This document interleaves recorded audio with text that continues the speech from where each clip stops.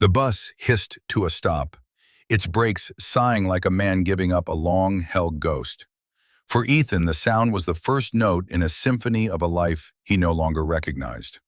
He stepped onto the cracked pavement of the town square, the same square where he had proposed to Clara under a canopy of autumn leaves. Today the trees were bare, their skeletal branches clawing at a sky the color of old pewter. He carried a single, worn duffel bag that held 4 years of his life, compressed into a few changes of clothes and a stack of books whose pages were soft with use. He was a ghost himself, haunting the edges of a world that had spun on without him, a world he had willingly stepped out of for the woman he loved. He had believed it was a sacrifice, an act of ultimate love. Clara had been terrified, weeping in his arms, the numbers on the spreadsheet a damning confession of a desperate mistake. It was just to cover the losses, just for a little while, she had sobbed. Julian said it was the only way. Julian, her charismatic, ambitious boss. Ethan, a financial analyst with a sterling reputation, knew how it would look. He also knew he could build a defense. But Clara, fragile and terrified, would be broken by a trial. So he had made a choice. He had looked into her tear-filled blue eyes, the eyes he had sworn to protect, and made a promise. He had walked into the prosecutor's office and confessed to a crime of sophisticated fraud he did not commit. He had built the narrative, used his own expertise to make the lie plausible, irrefutable. 4 years, the judge had said. It felt like a lifetime, but it was a price he was willing to pay for her freedom, for their future. He had pictured this moment 1,000 times in the stark silence of his cell. He would arrive unannounced. She would open the door, her face a mask of shock, then relief, then overwhelming love. They would cry, they would hold each other, and the lost years would melt away like a bad dream. He started walking toward their home, a charming Victorian they had bought with the profits from his first major investment portfolio. The 2 miles felt like a pilgrimage, but as he turned the final corner onto their oak-lined street, the dream shattered. There, in the driveway of his home, stood a gleaming black sedan, a model that hadn't existed 4 years ago. Leaning against it was Julian, laughing, his arm draped possessively around a woman. The woman was Clara. She was radiant, dressed in a cream-colored coat that probably cost more than the car he used to drive. She tilted her head back, her laughter chiming in the cold air, a sound that had once been his exclusive treasure. As he watched, frozen from a block away, Julian leaned in and kissed her. It was not a furtive peck. It was a long, deep, proprietary kiss, the kiss of a husband. In that single, devastating moment, Ethan understood. He had not sacrificed himself for her. He had been sacrificed by her. He served 4 years for his wife's crime. He came home to find her married to the man who framed him. The board was set. The players were in position. What they didn't know was that while they had been playing checkers with his life, he had been learning to master chess. And if you're watching this, I have a feeling you know what it's like to be underestimated. Let me know in the comments where you're watching from, because this is a story about how the quietest person in the room can sometimes be the most powerful. Don't forget to like and subscribe, because you won't want to miss how this ends. The initial shock was a physical blow, a vacuum in his chest where his lungs should have been. He stumbled back, pressing himself into the rough bark of an ancient oak tree, its texture grounding him in the horrifying present. His mind, usually a precise and orderly place, was a maelstrom of images. Clara's tears, Julian's reassuring hand on her shoulder, the cold clang of the prison gate, the kiss. The pieces of the puzzle, which he had so carefully arranged into a picture of noble sacrifice, violently rearranged themselves into a portrait of sickening betrayal. They hadn't just moved on, they had built their new life on the rubble of his. He watched them for another minute. They got into the car, Julian opening the passenger door for her with a flourish. The car purred to life and glided down the street, away from him. It passed so close he could see the smug satisfaction on Julian's face in the driver's seat, the contented smile on Clara's lips as she adjusted the vanity mirror. They didn't see him. To them, he was a problem that had been solved, a memory filed away and forgotten. He was less than a ghost. He was nothing. A cold, hard anger began to crystallize in his gut. It was different from the hot, fleeting anger he'd felt in prison when confronted by an aggressive inmate.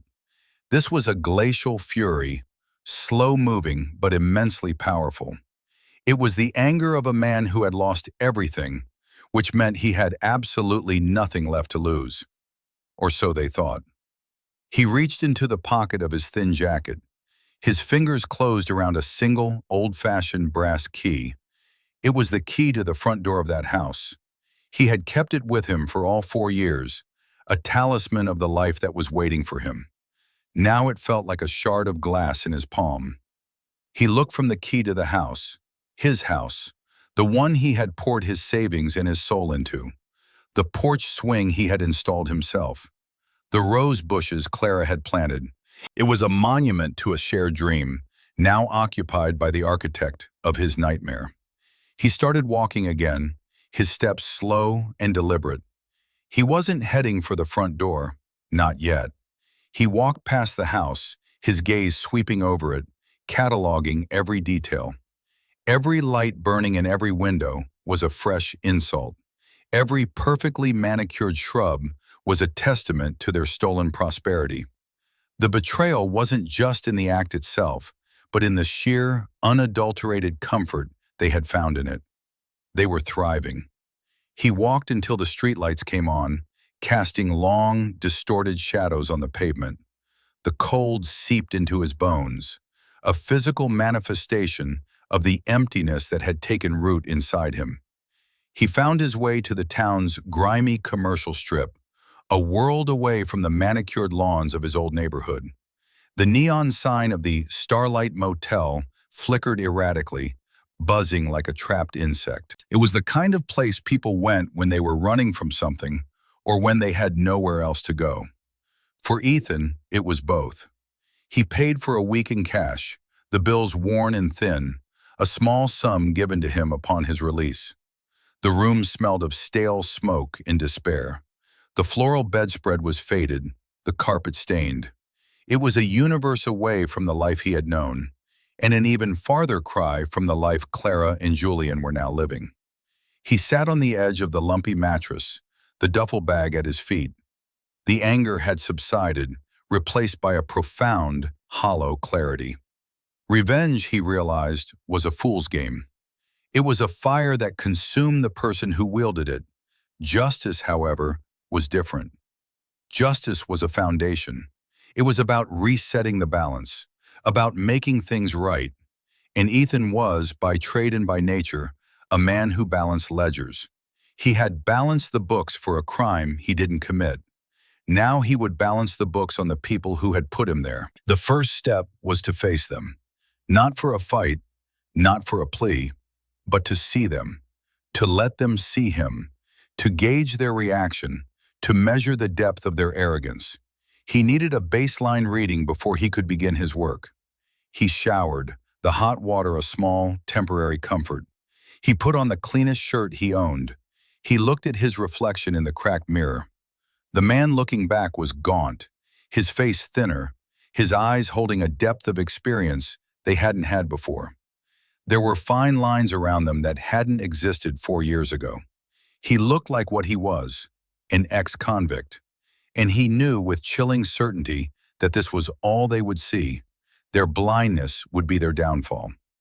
He walked out of the motel room and back into the cold night air, his destination clear. He was going home. He walked the 2 miles back, the rhythm of his steps a steady drumbeat of resolve. The night was quiet, the houses on his old street dark, save for the warm glow emanating from one. His house. Their house. It was ablaze with light, music and laughter spilling from the open windows. A party. The sheer audacity of it was breathtaking. They were celebrating their life, their success, in the very space that represented his ruin. He walked up the stone path, his heart a cold, heavy stone in his chest. He didn't knock. He reached into his pocket, his fingers finding the familiar shape of the brass key. He slid it into the lock. It turned with a well-oiled click. The door swung open. He stepped into the foyer. The music, a smooth jazz ensemble, faltered for a moment as a few people near the door turned to look at the stranger in the worn clothes. Then the chatter resumed. He stood there, a specter at the feast, taking it all in. The furniture was new, sleek and modern, replacing the comfortable, traditional pieces he and Clara had chosen together. The walls, once a warm cream, were now a sterile gallery white, adorned with abstract art that screamed of expensive taste and little soul. And then he saw them. They were holding court in the center of the living room, the space where his favorite armchair used to be. Julian, looking impeccable in a tailored suit, a glass of champagne in his hand, and Clara beside him, stunning in a dark blue dress, a diamond necklace glittering at her throat. It was the necklace he had been saving for their 5th anniversary. Her eyes met his across the room. The smile on her face didn't just fade, it collapsed. The color drained from her cheeks, leaving behind a sickly pallor. Her glass slipped from her fingers, shattering on the hardwood floor with a crash that finally silenced the room. Every head turned, first to the broken glass, then to Clara's stricken face, and finally to him. To the ghost standing in the doorway. Julian's head snapped around, his jovial expression curdling into a sneer of disbelief and contempt. "Ethan," he said, the name a curse on his lips. "What in God's name are you doing here?" His voice was loud, performative, meant for the audience of their wealthy friends. Ethan said nothing. He simply looked at Clara, his gaze level and unreadable. He wanted to see what she would do, what she would say. Would there be a flicker of remorse, a hint of the woman he once loved? There was nothing. Her shock morphed into a cold, hard fear, the fear of an animal whose comfortable den has been breached. "You need to leave," she said, her voice thin and reedy. "Now." "This is my house, Clara," Ethan replied, his voice quiet but carrying across the silent room. He saw a flicker of panic in her eyes before Julian stepped forward, placing himself protectively in front of her. "Not anymore, it's not," Julian spat, his face a mask of arrogant disgust. He looked Ethan up and down, his eyes lingering on the cheap fabric of his jacket, the worn soles of his shoes. "This is a private party, and you," he said, his voice dripping with condescension, "are trespassing." He reached into his pocket and pulled out a thick alligator skin wallet. He extracted a few bills, 2 50s, a 20. He crumpled them and threw them on the floor at Ethan's feet. "Here," Julian said, his voice loud enough for everyone to hear. "Go get yourself a hot meal and a bus ticket out of town. There's nothing for you here anymore." The humiliation was a physical force, pressing in on him from all sides. The whispers of the guests, the pitying and scornful looks, Julian's triumphant sneer, and worst of all, Clara's silence. She stood behind Julian, a silent enabler, her face a blank mask. She didn't protest. She didn't say a word in his defense. She let it happen. She was complicit in this final, petty degradation. Ethan looked down at the crumpled bills on the polished floor. Then he looked back up at Julian, his expression unchanged. He didn't bend to pick up the money. He didn't rage. He didn't plead. He held Julian's gaze for a long moment, a silent promise passing between them. Then he turned and walked out, closing the door softly behind him. As he walked away, he could hear the party slowly resuming, the nervous laughter, the clinking of glasses. They were already forgetting him again, dismissing him as a minor, unpleasant interruption. They had no idea that the real interruption had just begun. The crumpled $120 lay on the floor, a testament to their arrogance, and in his pocket, the brass key felt heavier than ever, no longer a memento of a lost love, but a symbol of a debt that was about to be collected. The walk back to the Starlight Motel was different. The cold no longer bothered him. The glacial fury had solidified into something else. Purpose. The humiliation had not broken him. It had forged him. It was the final piece of data he needed. He had seen their contempt, their confidence, their complete lack of remorse. They believed they were untouchable, shielded by their wealth and status. They saw him not as a man they had wronged, but as a piece of trash they had successfully disposed of, a piece that had inconveniently washed back up on their pristine shore. In his small, grim room, Ethan did not pace or rage.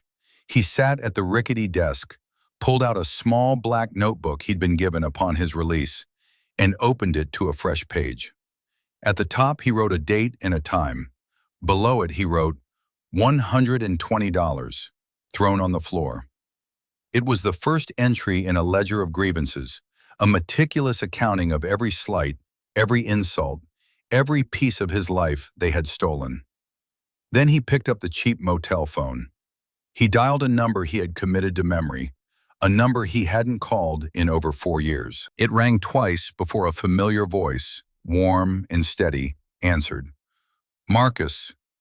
Ethan, my God, is it really you? The relief in the older man's voice was palpable. Marcus Vance was Ethan's former mentor, a semi-retired investment guru who had taken a young, brilliant Ethan under his wing a decade ago. He was the only person Ethan had trusted with the full truth before he went inside, the only one who knew about the contingency plan. It's me, Marcus, Ethan said, a small measure of warmth entering his own voice for the first time. I'm out. I'm back. Where are you? Are you all right? I've been transferring the funds to the holding account as we discussed, but I've been worried sick. I'm all right, Ethan said, the words feeling truer now that he was speaking to a friendly voice. I'm at a motel. The plan is in motion. I saw them. There was a pause on the other end of the line. And? Marcus asked, his tone hardening. It was exactly as we predicted, Ethan said, his voice flat and devoid of emotion. They're married, living in my house. They're comfortable, arrogant. They think I'm broken and penniless. He recounted the scene at the party, the condescension, the money thrown on the floor. Marcus let out a low whistle. The sheer nerve of that man. And Clara, I never would have believed it of her. Believe it, Ethan said simply. Now about the portfolio, what's our position? Position? Marcus chuckled, a dry, humorless sound. Dominant is the word that comes to mind, my boy. Your initial seed investment was smart, but your instructions from the inside were genius. You saw the market shifts before anyone. The tech bubble, the green energy surge. We got in early and we got out at the peak. The Phoenix Trust, as you so aptly named it, is not just healthy, it's a behemoth. Marcus began to read off numbers, his voice filled with professional admiration. The figures were staggering, far beyond even Ethan's most optimistic projections. The small fortune he had quietly set aside before his incarceration, managed by the shrewdest financial mind he knew, had grown into a vast one. While he had been serving time, his ghost was making a killing on the stock market. And what about Julian's company, Sterling Cole? Ethan asked, his gaze fixed on the peeling paint on the motel room wall. That's the most interesting part, Marcus said, a note of excitement in his voice. Just like you asked, I started a quiet acquisition of their stock a year ago through a series of shell corporations. They've been struggling with liquidity, over-leveraged on a few bad real estate deals. Their stock was undervalued. We've been buying it up for pennies on the dollar. As of last week, the trust holds 42% of Sterling Cole's voting shares.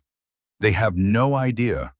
The holdings are spread across a dozen different entities. On paper, it looks like random market activity. Ethan closed his eyes. 42%. Not a controlling interest, but enough to cause catastrophic damage, or to take complete control with just a little more. There's a rumor, Marcus continued, that Julian is trying to orchestrate a merger with a larger conglomerate, Titan Global. It's his big play to solve his cash flow problem and launch himself into the stratosphere. He thinks it's his masterpiece. A slow smile touched Ethan's lips for the first time. A masterpiece. Julian was painting a masterpiece, and he had no idea that Ethan already owned the canvas, the brushes, and the paint. Get me a full workup on Titan Global, Marcus, and I need you to find me the best corporate lawyer in the city, someone sharp, aggressive, and discreet. Money is no object. Consider it done, Marcus said. What's your next move, Ethan? I'm going to let them get a little more comfortable, Ethan said, looking at the first entry in his notebook. I'm going to give them a little more rope. It's important they feel completely secure before the ground gives way beneath them. While Ethan was setting the board in a dingy motel room, Julian and Clara were in their sprawling, minimalist bedroom, the party long over. Clara was pacing, her silk robe whispering against the plush carpet. I can't believe he just walked in, she said, her voice trembling. What if he tells someone, Julian? What if he tries to make trouble? Julian, who was loosening his tie in front of a mirror, scoffed. Trouble? Look at him, Clara. He's a wreck, a ghost. What's he going to do? He has nothing. No money, no credibility. Who would believe an ex-convict over me? He turned to her, pulling her into his arms. He's pathetic. That's why I gave him the money, to show him his place. He's a beggar now, and we are kings. It's over. He'll crawl away, and we'll never see him again. He tilted her chin up, his expression confident and dismissive. Now stop worrying. The Titan Global merger is in its final stages. In a month, I won't just be the king of this town. I'll be an emperor, and you will be my empress. He kissed her, and after a moment's hesitation, she kissed him back, letting his confidence wash over her, choosing to believe the lie because the truth was far too terrifying to contemplate. They were safe. They were unassailable. Their fortress of wealth was impenetrable. They fell asleep in their $1,000 sheets, completely oblivious to the architect who was, at that very moment, buying the deed to the land their fortress was built on. The next phase of Ethan's plan required a delicate touch. It wasn't enough to be a ghost. He had to be a visible one. A constant, low-level reminder of their shared past. A phantom they couldn't quite exorcise. He needed to needle their conscience, assuming they had one. But more importantly, he needed to cement their perception of him as a broken, desperate man. Their arrogance was his greatest weapon, and he intended to sharpen it. After a week in the motel, living on takeout and poring over the financial data Marcus was feeding him, Ethan made his move. He used a small portion of the operational funds Marcus had wired to a new, clean bank account to rent a small, sparsely furnished apartment in a rundown building on the other side of town. It was a step up from the motel, but still firmly in the territory of the down and out. He then began his job search. He didn't apply for positions in finance or analysis. He applied for menial jobs: dishwasher, warehouse stocker, janitor. He deliberately targeted businesses in the orbit of Julian's world. He applied for a stockroom position at a high-end department store where he knew Clara had a personal shopping account. He applied to be a janitor at a law firm that did business with Sterling Cole.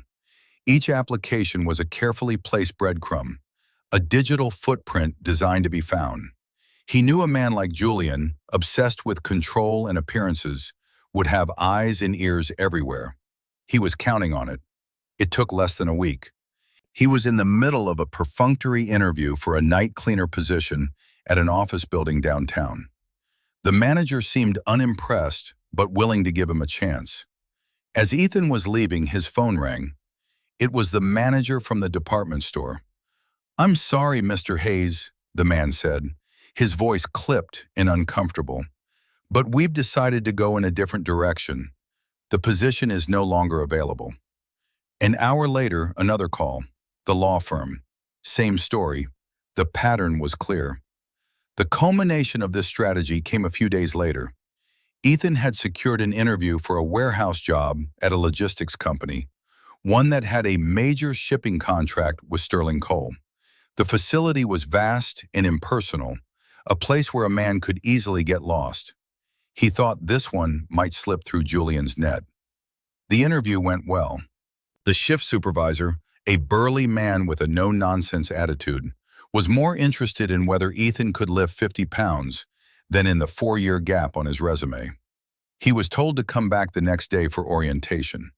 For a moment, Ethan felt a genuine flicker of hope for the anonymous life he was trying to project. He arrived the next morning, was given a hard hat and a safety vest, and was beginning the tedious process of filling out payroll forms when a sleek, black car pulled up to the warehouse office. Julian stepped out.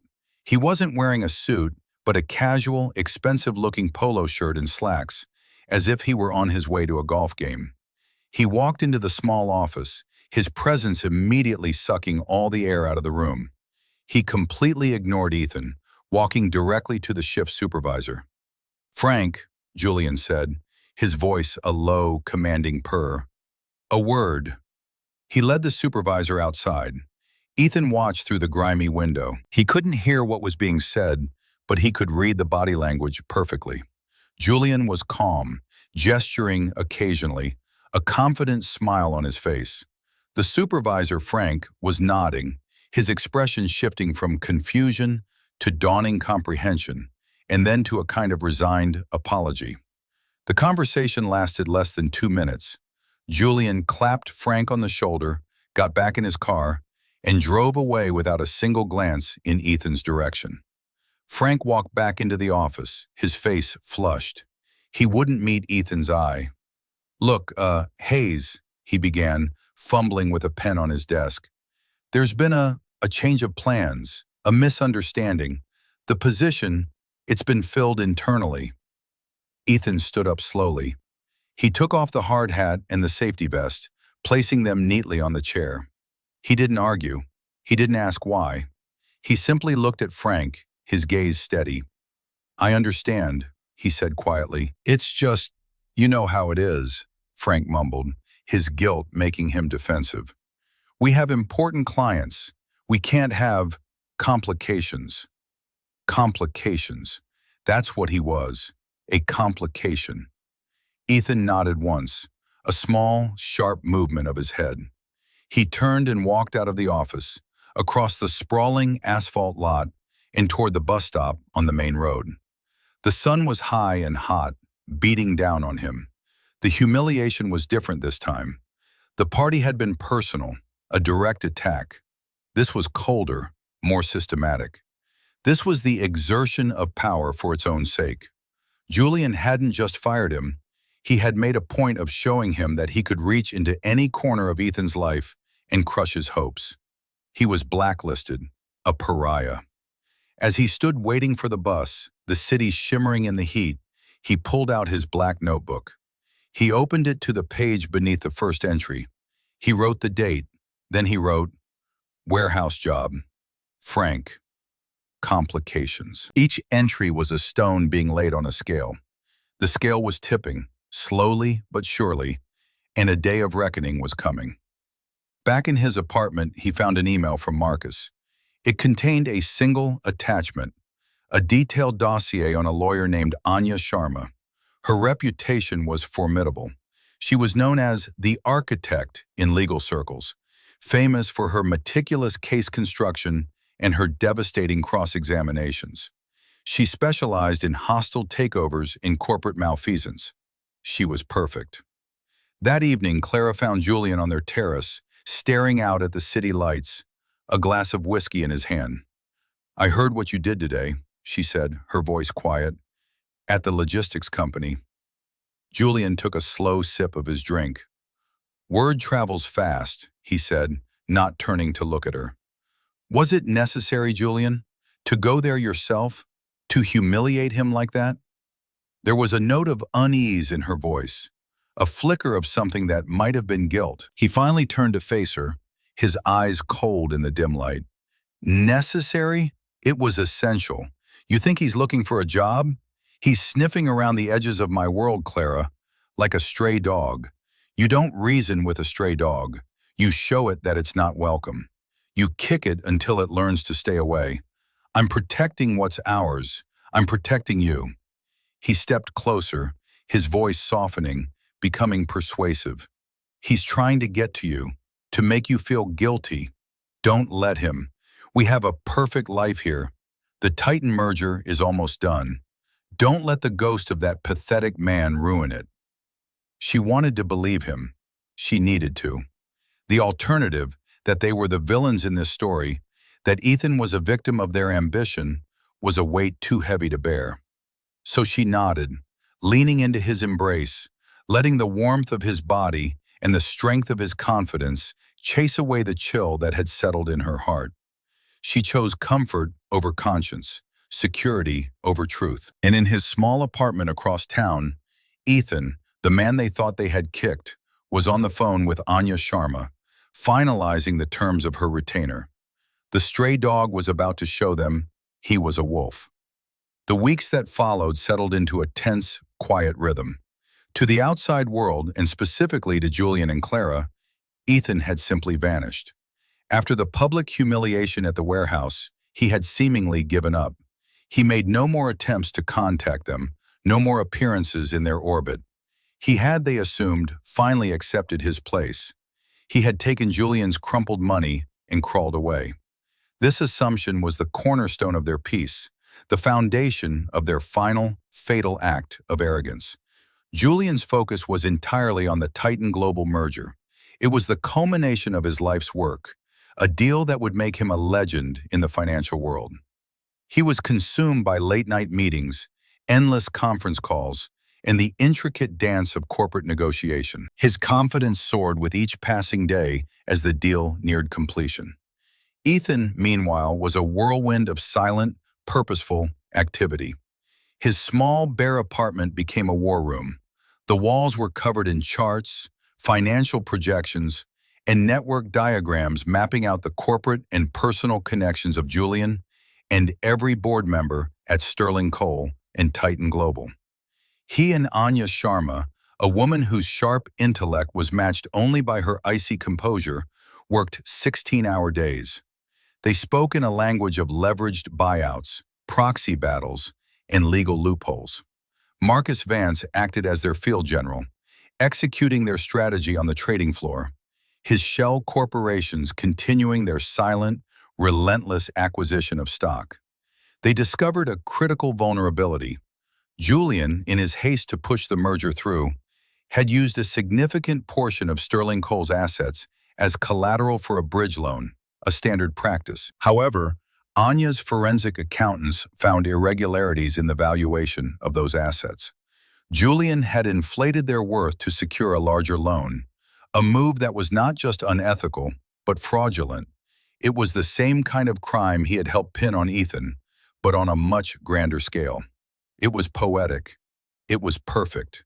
The final piece of their plan was to acquire a controlling interest in Titan Global itself. It was an audacious, incredibly expensive move.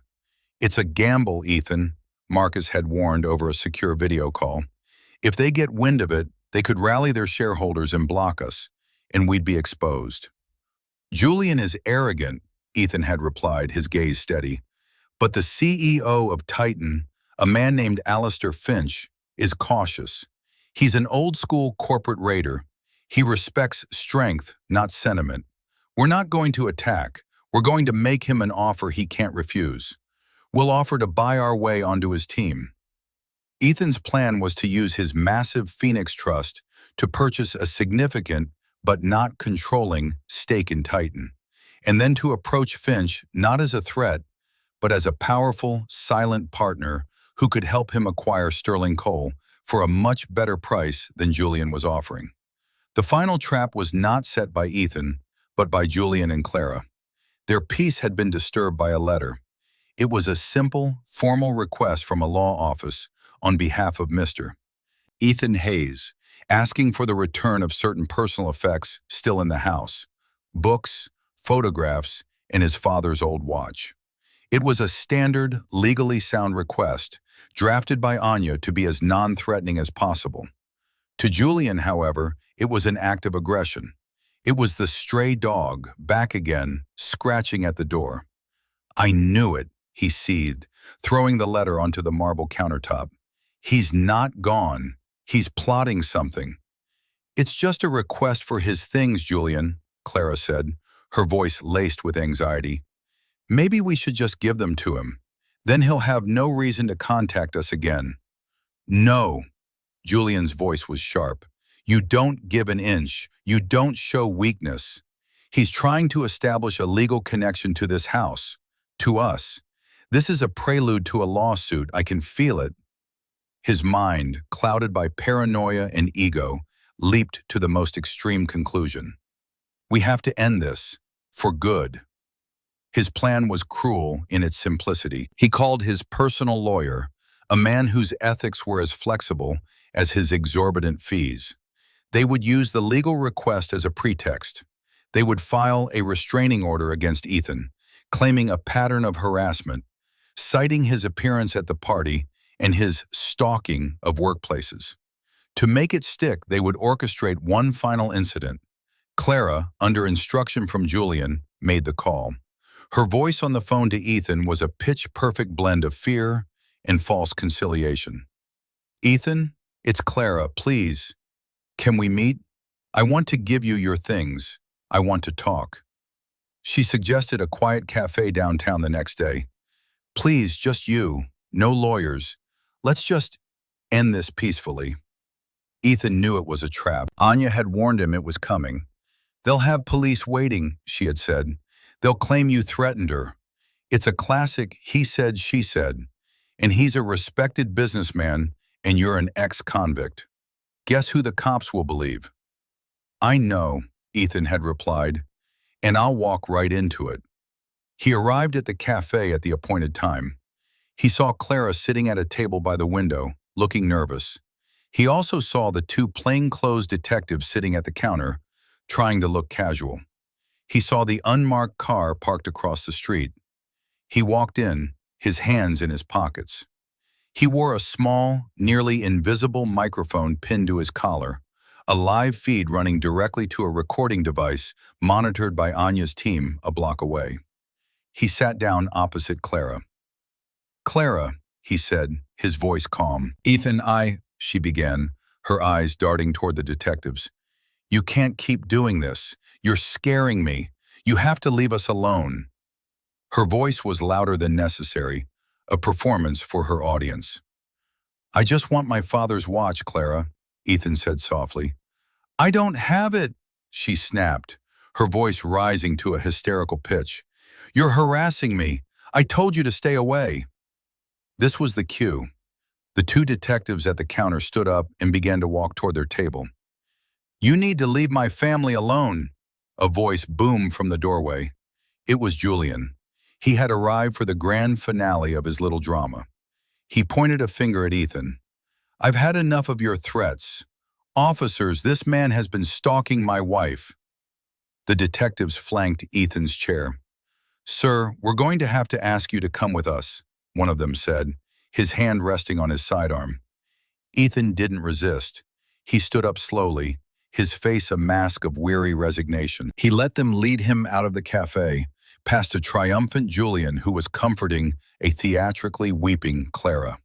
They put him in the back of the unmarked car. They thought they were taking him to a holding cell. They thought they were ending it. They took him to the precinct, a place whose stale, antiseptic smell was all too familiar. Julian and Clara arrived a few minutes later, ready to give their statements. They were escorted to a comfortable waiting room, offered coffee.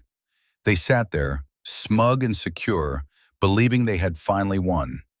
After about 30 minutes, a uniformed officer came in. Mr. Sterling, Mrs. Sterling, we're ready for you. He led them not to an interrogation room, but to a small, formal conference room. And sitting at the head of the polished table was not a police captain, but Ethan. He was free of handcuffs. Beside him sat the cool, composed figure of Anya Sharma. On the table in front of her was a laptop and a small, high-quality audio speaker. Across from them sat a grim-faced man in an expensive suit, whom Julian recognized with a jolt of shock as the police department's chief legal counsel. "What is this?" Julian demanded, his voice blustering to cover his sudden confusion. "I want him charged. He violated the terms of his parole." Anya Sharma looked up, her expression unreadable. "There will be no charges filed, Mr. Sterling," she said, her voice as crisp as a new banknote, "because my client was not in violation of his parole. He was, in fact, the victim of a coordinated, bad faith attempt to fabricate a crime, an act for which you and your wife could face serious legal consequences." She gestured to the speaker. "We have a full, high-fidelity recording of the entire encounter, including your wife's initial phone call, luring my client to the cafe under false pretenses. The district attorney's office is quite interested in cases of filing false police reports, especially when it involves wasting departmental resources." Clara gasped, her hand flying to her mouth. Julian's face went from red to a ghastly white. He stared at Ethan, his mind struggling to process the sudden, violent shift in the power dynamic. This was not the broken man he had dismissed. This was someone else entirely. Who are you?" he stammered, the question directed at Anya, but his eyes locked on Ethan. "I am Mr. Hayes's legal counsel," Anya said calmly, "and we are just getting started." She opened her laptop. "Now, if you'll excuse us, we have a more pressing matter to discuss than your little street theater. It concerns the upcoming merger between Sterling Coal and Titan Global, and a certain fraudulent asset valuation." The quiet bomb had landed. The silence in the room was absolute, broken only by the sound of Julian's world beginning to crumble. The police precinct conference room, with its sterile lighting and institutional furniture, became the unlikely stage for the complete implosion of Julian Sterling's life. The blustering, confident man who had walked in minutes earlier seemed to shrink in his expensive suit. His face was a canvas of disbelief and dawning horror. Clara sat frozen beside him, her manufactured tears dried on her cheeks, replaced by the pale sheen of genuine terror. "Fraudulent valuation? That's an outrageous accusation," Julian sputtered, attempting to muster some of his old bravado. It came out as a weak, reedy squeak. Anya Sharma didn't even grace him with a direct reply. She turned her laptop screen so he could see it. It was filled with spreadsheets, documents, and highlighted figures. "Our forensic accounting team has been quite busy, Mr. Sterling. They've traced the inflation of assets used to secure the bridge loan for the Titan merger. A 28% overvaluation, to be precise. A clear violation of SEC regulations. Wire fraud, bank fraud. The list is rather extensive." Each word was a precisely placed nail in the coffin of his career. Julian stared at the screen, his breathing shallow. He knew those numbers. He knew they were true. But how could they know? It was buried deep, a secret known only to him and his most trusted accountant. Ethan spoke for the first time, his voice calm and measured, cutting through the thick tension. "You were always so focused on appearances, Julian. The right car, the right suit, the right wife. You built a beautiful facade, but you never bothered to check the foundations." "How?" Julian whispered, his gaze finally fixing on Ethan, the man he had dismissed as human refuse. "How did you do this?" "You thought I was idle for 4 years," Ethan said, a flicker of something cold in his eyes. "I wasn't. I was studying. Not just books. I was studying you. Your ambition, your greed, your utter predictability. You play a very simple game, Julian. It's all about leverage. You just never imagined someone might have more leverage than you." Anya Sharma cleared her throat, bringing the focus back to the business at hand. "Which brings us to the merger," she said. "The signing ceremony is tomorrow morning, I believe, at the Titan Global headquarters. Mr. Finch is expecting you." Julian looked bewildered. "The merger, it's still happening?" A desperate, pathetic glimmer of hope appeared in his eyes. Maybe he could still salvage this. Maybe this was just a shakedown, a negotiation for a payout. "Oh, the merger is happening," Anya confirmed with a thin, sharp smile. "But you seem to be under the impression that you will be merging with Titan Global as a partner." "That is incorrect." She clicked a key on her laptop, and a new document filled the screen. It was a stock ownership ledger for Sterling Coal. A series of names, investment groups, trusts, holding companies were listed, and next to each, a percentage. Ethan leaned forward slightly. "Those are all shell corporations, Julian, all owned by a single entity, a trust I established before I went away. A trust that has, over the last 12 months, acquired 42% of your company's voting shares." The blood drained completely from Julian's face. He looked like he might faint. 42%. It was a corporate death sentence. "But that's not a controlling interest," Anya continued, her voice relentless. "Which is why we had a very productive meeting with Alistair Finch at Titan Global this morning. We presented him with two options.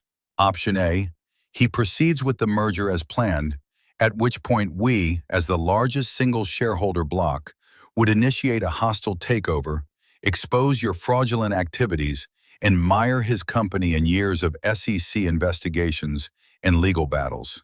The value of his new acquisition would plummet, and his reputation would be ruined."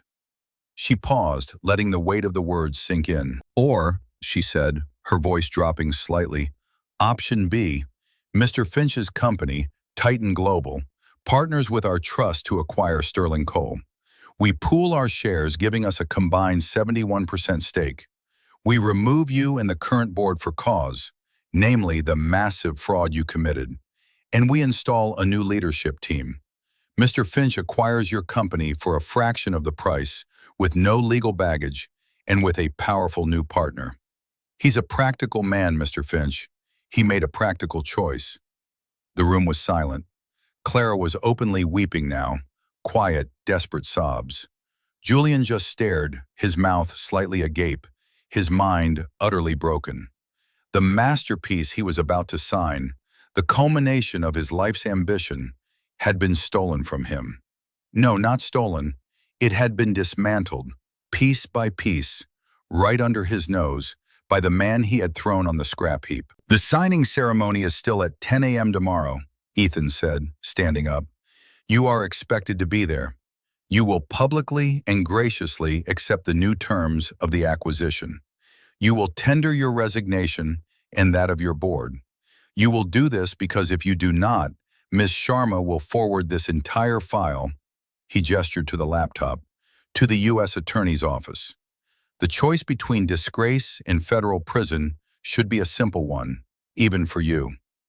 He walked around the table and paused in front of Clara. She flinched as he approached, looking up at him with terrified, pleading eyes. He looked down at her, and for a fleeting moment, he saw the woman he had once loved, lost in a prison of her own making. There was no triumph in his expression, only a profound, weary sadness. "You chose the man you thought was stronger, Clara," he said softly, so only she could hear. "You should have chosen the man who loved you." He then looked at Julian, who was still slumped in his chair, a hollowed-out shell of a man. Ethan didn't raise his voice. He didn't need to. He simply held up his hand, showing the faint scars on his knuckles from a prison fight. "These heal," he said quietly. "But what you did to your own soul, to your own integrity, that's a wound that never closes. You'll carry that with you long after you've forgotten my name." With that, he and Anya Sharma turned and walked out of the room, leaving Julian and Clara alone in the wreckage. The door clicked shut, the sound as final as a gavel strike.